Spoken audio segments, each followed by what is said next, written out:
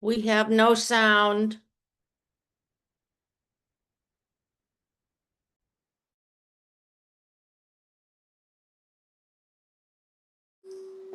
Thank you, Robin. Can you hear us now?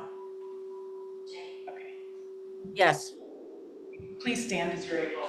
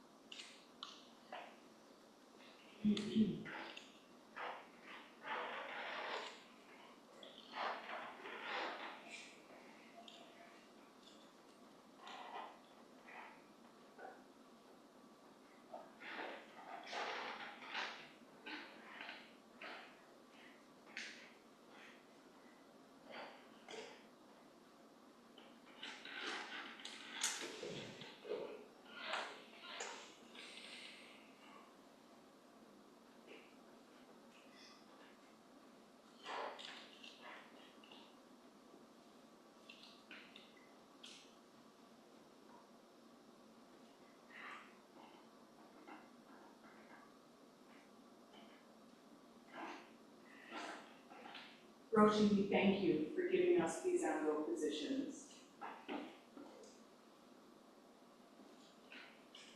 Please, Gasho. By order of the Abbot of the Zen Life and Meditation Center of Chicago, let it be known that Christian Baizan Solorzano will be Shuso for this Ango.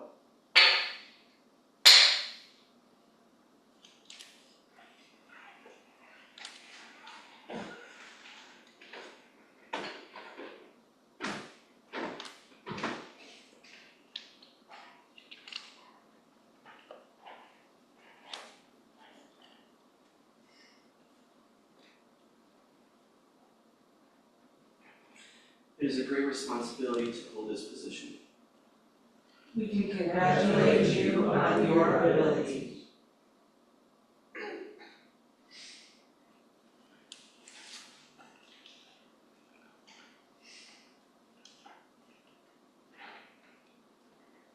You go now, for instance. That way, that way.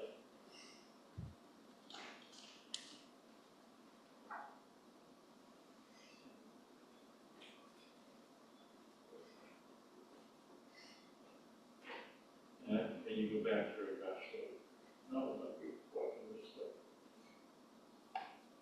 Then you do that, and you do it.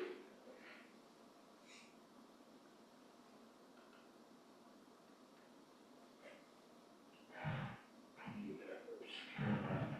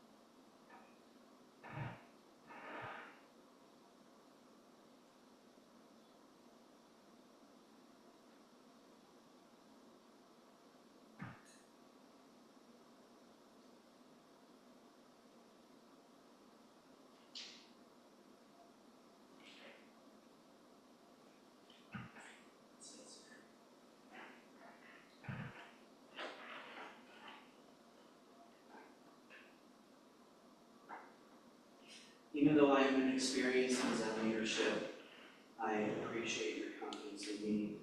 I will respect my responsibilities and duties with integrity and humility. Chicago weather is peaceful and calm. May your days go well.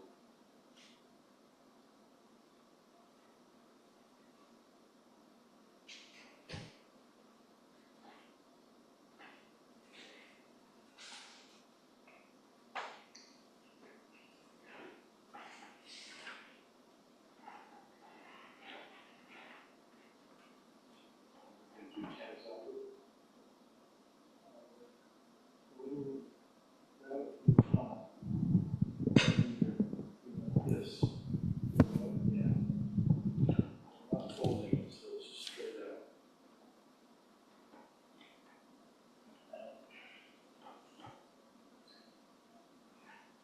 Please make standing bows and Gasho with Susho. Folded, so it's unfolded.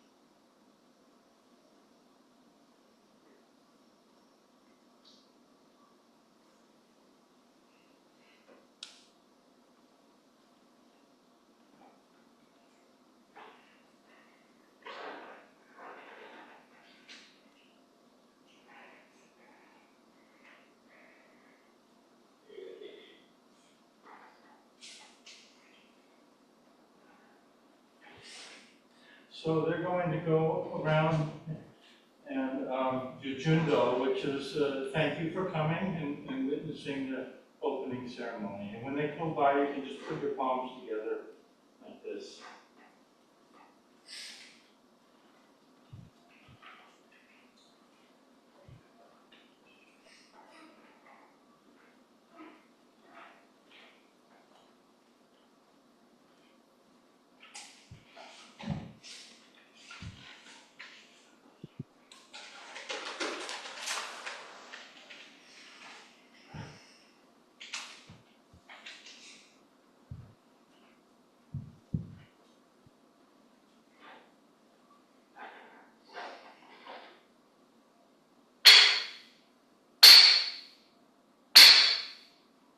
I respectfully announce that we have now completed our Shuso installation ceremony.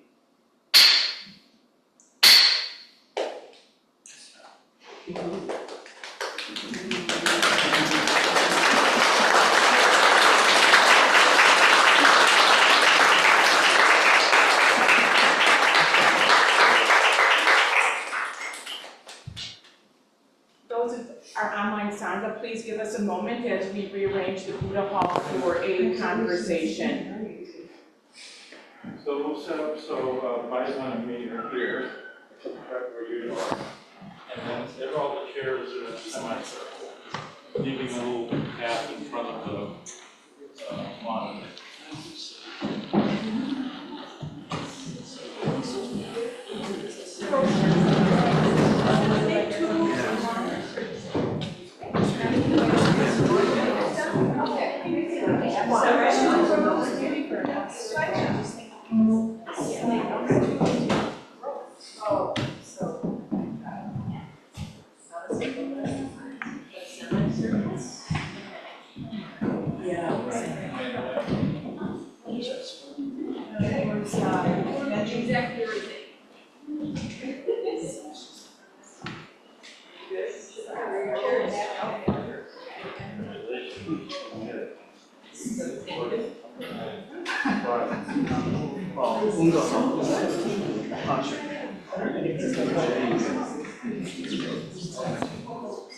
Well, that's what he said for you. Trust Benji.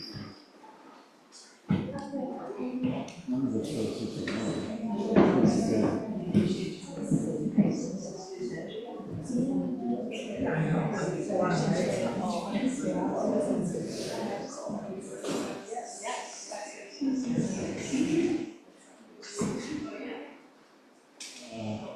Do you want to do the camera Sure. angle? You're sitting in front of the camera, unfortunately, so you gotta move it over this way.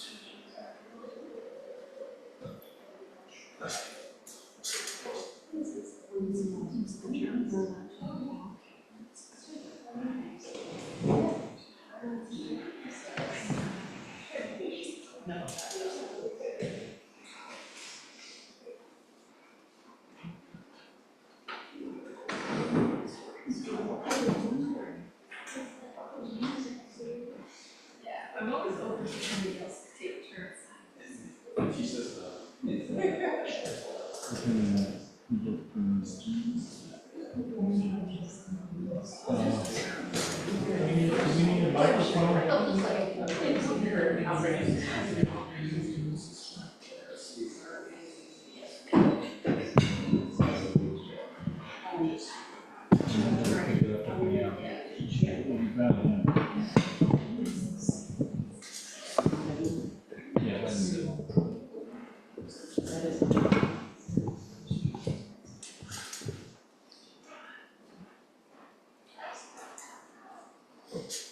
So that was a short ceremony, short and sweet. So we thought we would talk a little bit about Ango or anything that's on our minds, or have a conversation. If you have questions about what we're doing here, something's not clear to you and you want it explained, we'd be happy to have a conversation here this morning.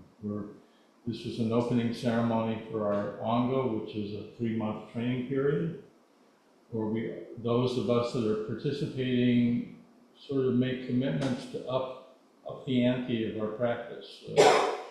In whatever areas of our life we intuit that we need to do that. Wherever the edge of our practice is, that's where we're gonna show up. So it may seem kind of rough, do a 3-month. Who makes a commitment to do a 3-month training in our culture to do anything? But we do. And we've done this year after year. And yes, it can be rough. There are times in the training that will be hard and discouraging. And I can guarantee you, if we practice this way wholeheartedly, there will be a lot of laughter and humor too that goes with it. Because that's life. Benji, Shuso, Shuso, you want to say something? Yeah, so when I was driving here today, and as I've been telling my friends that I'm going to be gone for the next week, and then that I'm going to be very busy for the next 3 months, I always struggle with explaining to people what I'm doing, and like the retreat to my friends just doesn't make any sense at all. And even driving here, I was like, what did I get myself into? Like, how did I, I could be doing anything else, but here I am, like, wearing robes and, bowing and doing all this Zen stuff. But I think over the last, I've been a member here since 2018, and I've noticed that it's not about worrying what the outcome is going to be. That's really doesn't matter. It's just about trusting that if you show up, something's going to happen. And usually that stuff that happens is stuff that makes things feel richer and more alive. So that's what I'm going to be telling myself for the next for the next 3 months. But I feel super honored that Roshi has put the confidence in me to do this, and it's a responsibility that I'm going to consider as a milestone in my life. So I just want to thank you and thank all of you for showing up and for practicing together, and I look forward to getting to know all of you more over the next 3 months. Yeah, this is not a golf club, so we're going to get to know each other better because we're going to rub elbows. It's going to be real. So shit happens in Ango. We get upset with each other. That's part of practice too, because it's real. Mm-hmm. We get close. We're practicing in close quarters, and things are going to happen. And that's all part of practice. The genius of this practice comes from Japanese culture and Chinese culture. But one of the things that I really love about Ango is, and it's a particularly Japanese quality, is when you have a role like Shuso or Benji, we use your role as your name. So during the Ango, I will refer to Baizan often as Shuso. I'll call him Shuso, Benji, Ino, Denon. And it's a beautiful thing, because what that's telling us in the culture that we're in and the way we're practicing is that we are taking on a role. No Sangha can work and function if we don't collaborate together and carry out certain roles for how we function together. Now, from our tradition, there's you're probably aware of the Genjo Koan, which is the famous writing of Ehe Dogen Zenji from the Shobo Genzo. And Genjo Koan is what our life is. So when you were down in the basement, how was it doing that at the last moment, that red board? A little, It was, little anxiety provoking? yeah, but I kind of enjoyed it a little bit. You like that? I say don't, but I often do. You like it, okay. Did you like it, Ugo? I did, I enjoyed it very much. Okay, I thought you might be a little anxious. A little bit. Okay, that's Genjo Koan. Yeah. And we sit sesshin for 7 days and you feel really good at the end. That's Genjo Koan. And then a week later, after the session is over, and you're not feeling so good anymore, because the samadhi is wearing off, and you're a little discouraged because you did all this work to be in a 7-day retreat, and you felt so good at the end, but now it's a week has gone by and you're not feeling quite as good, that's Genjo Koan. Someone gives you a book on how not to die, and you finish reading it and you get sick right away, that's Genjo Koan.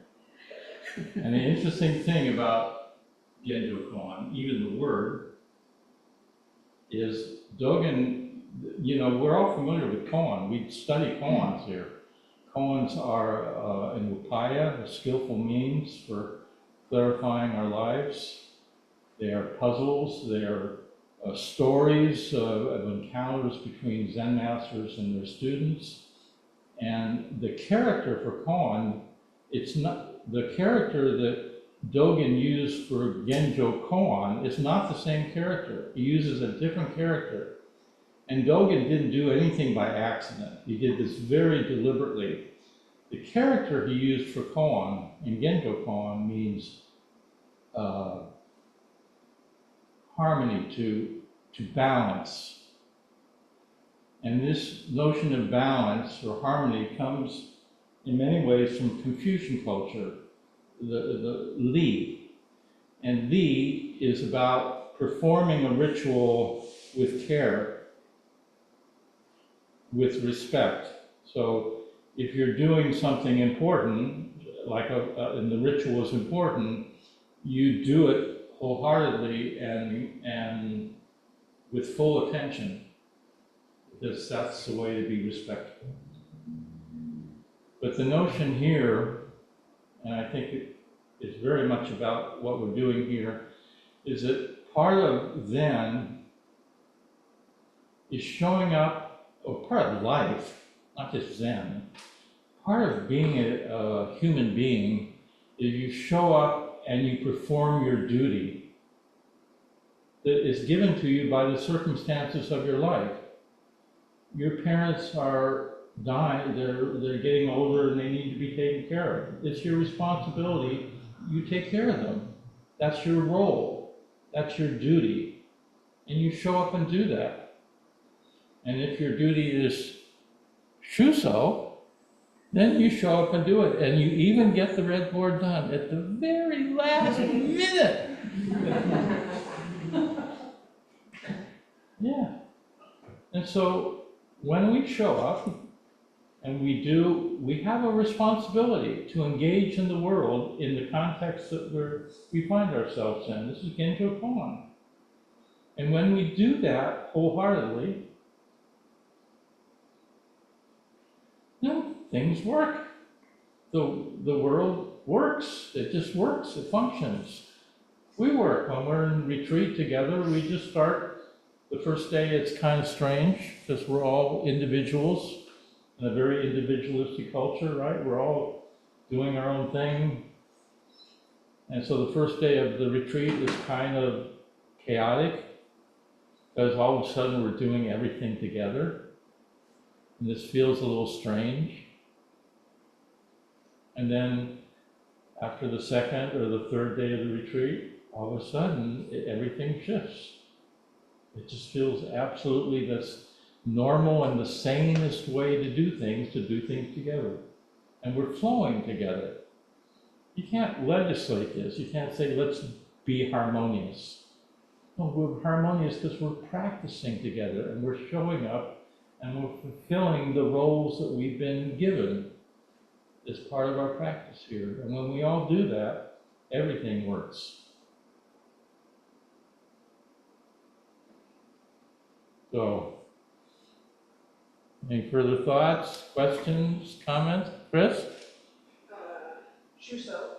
Yeah. Can you say a little bit about what your role will entail during this 90-day period? So my role is going to be to show up here every single day with Ango. We're going to be doing rounds throughout the altars at the center at 6 in the morning. And we are also just, with our Sangha, we're going to be practicing together. One of those things is going to be that I'm going to be leading a study group that's going to be happening every other week. And what are you studying? We are studying the Flower Garland Sutra, which it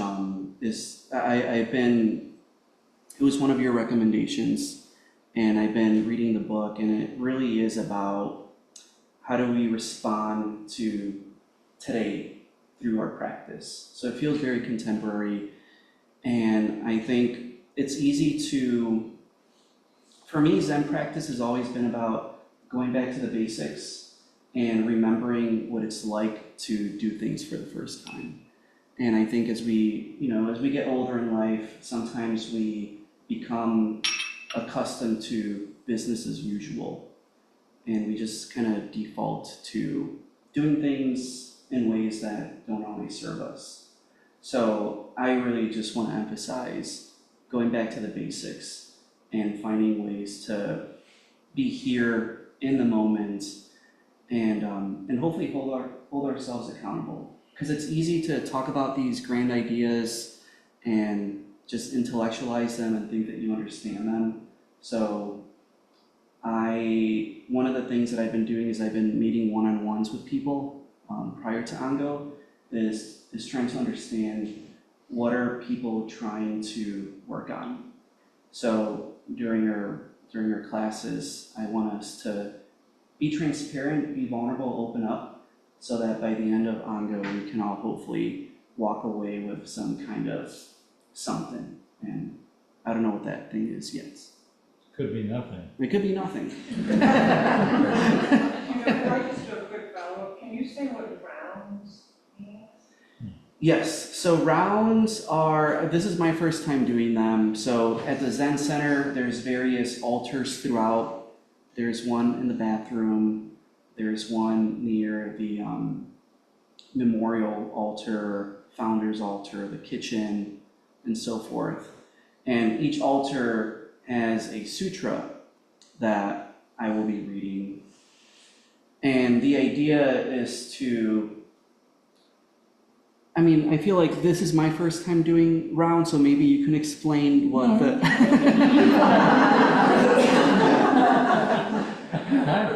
relaxed. This is one of those things where I'm going into it, I don't quite know what the point of it is. Like the point is it's the ritual, it's the showing up, it's the commitment, and it's the plunging into not knowing. So that's all I know right now is I don't know. Good answer. Very good answer. So we're a very secular Sangha. As you know, our style is quite secular. We live secular lives, so this is not a monastery. So when we do something like Ango, it gives us an opportunity to sort of rethink of ourselves as a temple.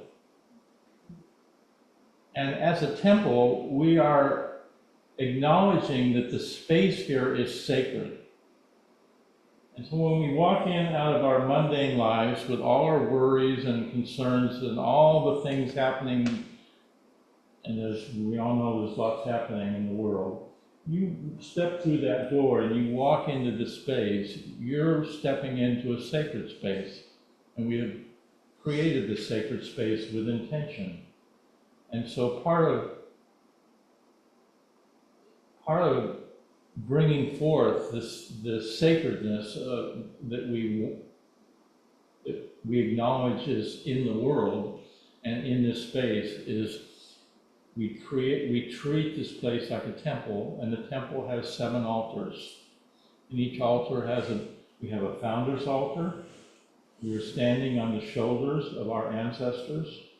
We wouldn't be here if they hadn't suffered in their own practice, and we wouldn't be here. So we're acknowledging the people that came before that have transmitted this wisdom tradition to us. We're acknowledging ancestors of our own members who have passed away. So each altar has a different purpose in the temple. And so when the Shuso does a round with Benji, they go to they chant a certain dharani at each altar. They offer incense, and they do that daily. We don't normally do that outside of Ango, but when we're in Ango, that gets set up and done. You did it, Yoga, so what was it like when you did it? Beautiful. And challenging, getting up early every single day, driving over, driving back. But it's it's just a beautiful offering, and it's an offering of our humility as well. Yeah. And I think it's just a nice way to start the day. Like, that's kind of how I'm thinking about it.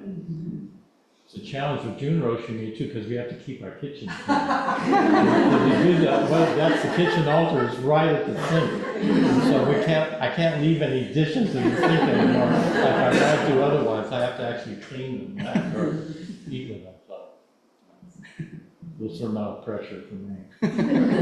June, you were Shuso. What was it like doing rounds? I also agree that it's a beautiful practice, and I think it will really enrich your life as you move forward through the 90 days. What I found so lovely is that I found those dharanis were coming with me throughout my day, and as the Ango period went on, I feel like that just grew stronger in me, that I was feeling the sacredness outside this building as well as within. So what we tell everyone that's in Ango is you can also treat your home as a temple. Why not? Yeah. Think of your home as a temple, and then how would you rearrange it so that it felt more like a temple? What would you need to do in your home? Set up an altar or an axis mundi, something that really centers your focus on your spiritual path, and then make your home a temple. Treat it like a temple. And then how does that change your daily life? Yeah, we don't know. We're going to find out.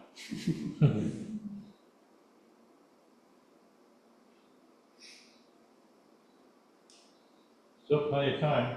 Ungo? Yeah, excuse me, I would like to say I just feel very privileged and very honored to be your Benji. Thank you.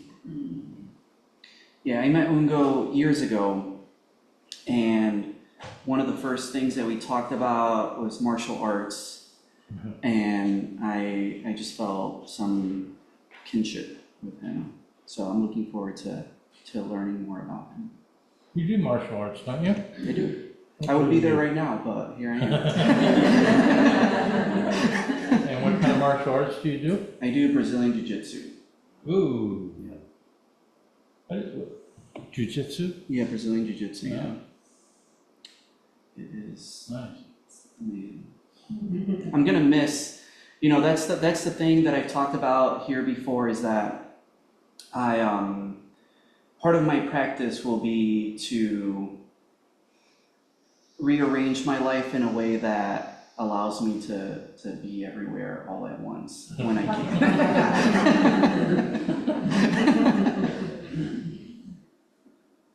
Yeah, it's always a Let us know how that goes.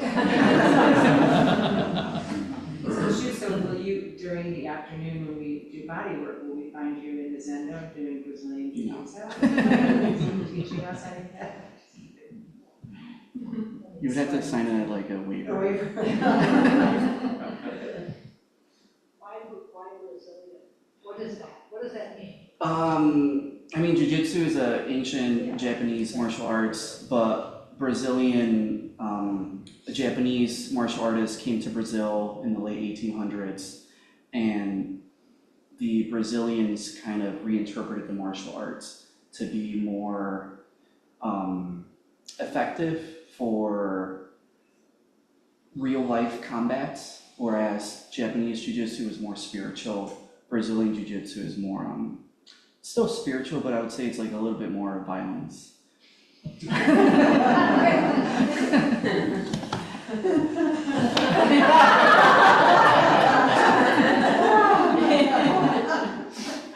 would have guessed, looking at your plastic figure?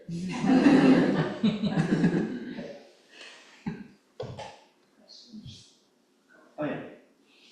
Well, Krista, we talked a week or so ago about, just briefly about what was my favorite Dharma talk here, and it's the one that you gave some time ago, Yeah.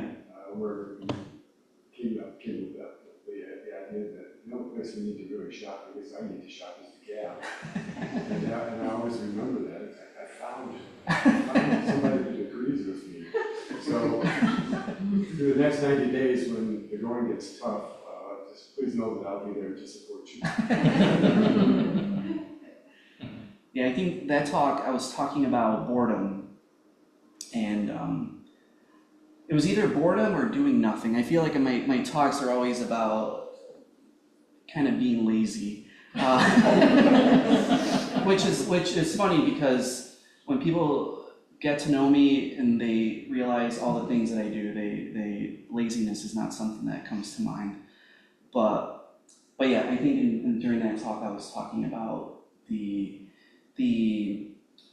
specialness of the ordinary, and Gap is a pretty ordinary basic. Well, the whole talk was good, but then the reference to the Gap was just the cherry on the sundae.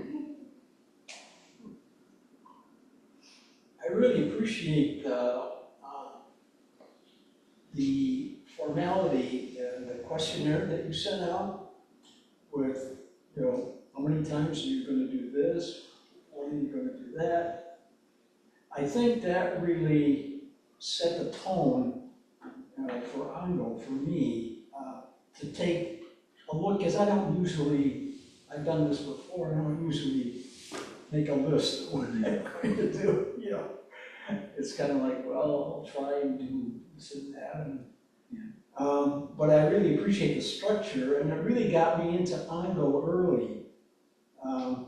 That, along with all of the announcements about it, it's like I started practicing Ango before we actually started. Yeah. It's kind of like a runway, So I think that was good. I really appreciate that. So Melissa, I on the other hand had difficulty with the form, if you recall our conversation, and I still haven't turned it into, but I will.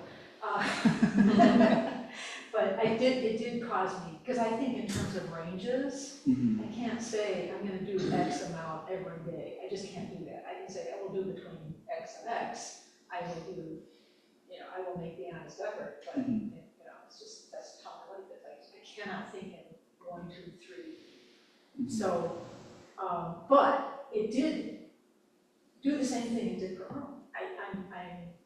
I started thinking about Ango and preparing, and yesterday I found myself doing Sango in my house, like cleaning the, I do have a little altar, just doing different little tiny things. Yeah. Usually it's just vacuum and that's it, or whatever. Yeah.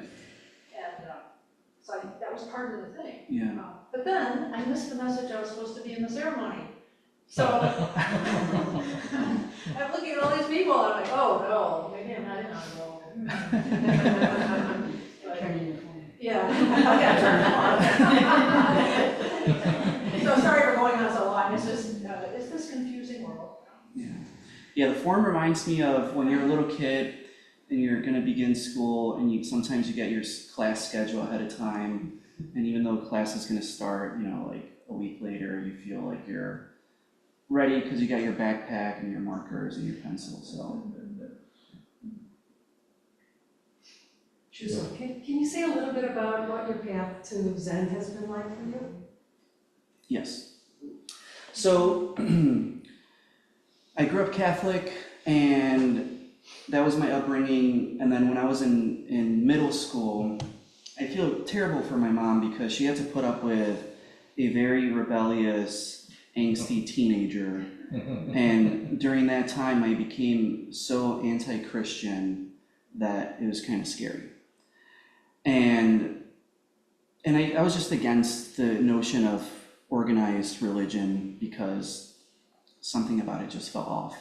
But then years later, I discovered a Alan Watts book and lectures by him on YouTube, and just his delivery and how he wrote made it seem like this was someone that was saying something important that you should take serious. And then that just led me down the path of being curious about meditation. And I actually remember for years driving past the Zen Center, and I've actually found an email exchange with Roshi and I from like maybe 3 years before I joined, where I was just like, what do you guys do? But I will be frank that the website that they had at the time kind of made me a little reluctant to join, because it was very blue. There was a lot of blue, and it just felt very, I don't know. So then I joined the Zen Center and I signed up for the classes. And I remember one of the first things that I did after the class is I approached Roshi and I asked if I could redesign the websites. And that was in 2018.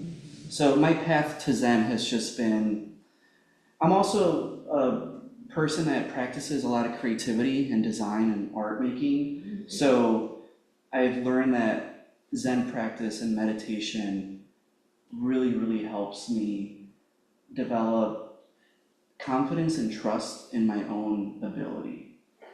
And sometimes I have friends that don't practice Zen. Like one of the guys that is helping us with the rebrand for the Zen Center, he doesn't practice Zen, he doesn't know much about Buddhism, but every now and then I meet people that are super creative, and their life tends to orient around some central mindful practice, whether they call it that or not. So it's just something I trust, and something that makes a lot of sense, and sometimes it makes zero sense at all, but I am able to make sense out of the nonsense, and that's why I'm here. Can I, curiosity question, like talking about the journey. Mhm. So then afterwards, how was the journey for wanting to do so many things and liking, so many things and being involved to commit to this role and focusing on one in a sense? Yeah, I find it hard to answer that question because I try to not think too much about that, because when I do, I stress myself out. Which is why I don't make lists of to-dos. I don't write to-do lists ever, because when I do that, it starts to panic. So committing to things is one way, especially having people, like I also teach, and knowing that I have students and I have a schedule and I have days that I need to follow, that really helps me structure my life. And I think without that structure, I would like just turn into water and like just like a jellyfish or something. So I think the structure is really important to me. And I also, practicing with others helps my practice. So I will be getting a lot from all of you as well. So there's a lot of reciprocity. I think that isn't it for me?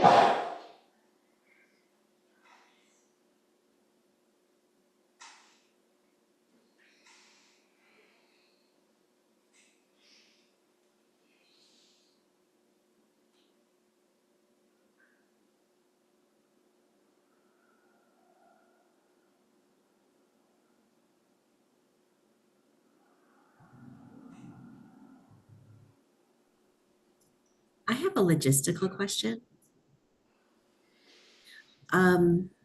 So we're starting at 7 a.m. for the retreat. 7 p.m. Oh, it's 7 p.m. tonight, but then in the mornings, 'cause it used to be 6:30 and now it's 7. I just wanted to confirm. 6:30 is that the beginning? 6:30. 6:30 is meditation at 6:30. Okay, all right, thank you. Well, I think on that note, and notice that we can also be here together in silence. And isn't it kind of a relief to be present with each other through stillness and silence? It's what we're going to do the next 7 days. We're going to be together in silence, deep, deep silence. And we just don't have that kind of space in our culture anymore. And you get to know people really well when you're not talking. You actually get to know people very well. So if you're signed up for the retreat, it begins tonight at 7 p.m. And then the schedule begins in the morning. And there's a site on our Circle site for those of you that are in the retreat. There's also a site on our online Circle site for those of you that are in the Ango. So it could be a little confusing. Some of you are in Ango and some of you are doing Ango or doing retreat. And a few of you are doing retreat that aren't in Ango. Okay, so they're two different things in a way. But for the next week, the center will be closed to the public because we'll be in retreat, and then we'll open back up. Okay? So Adrian? Tuesday night though, is that, Huh? is Tuesday night, can we come and? Nothing. No. The regular schedule gets Oh, put aside. The center is closed to the public. If you're in the retreat, you just follow the retreat schedule. I would just like to add for anyone that is in the retreat, this is Jean and Dining Oryoki. We have an Oryoki video on the website. We do. I haven't watched it completely. It looks like it's our style. It is very much the style that you Okay. taught, and Ben Conley is actually doing the instruction. It's 8 minutes, so if you feel you want to watch that, please do. But there's instruction at the meals as well. Yeah, June Roshi will be giving that instruction, and you'll start doing Oryoki tomorrow morning at breakfast. Okay, thank you, everyone. Refreshments! Coffee, tea, fruit, yummies. Benji.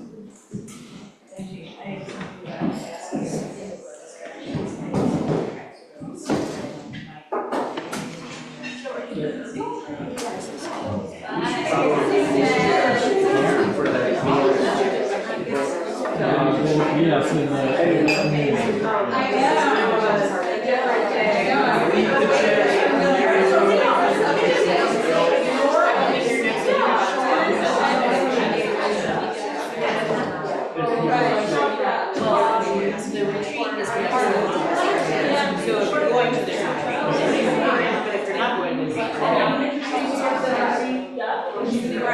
That's, I think that's where ours is. Okay.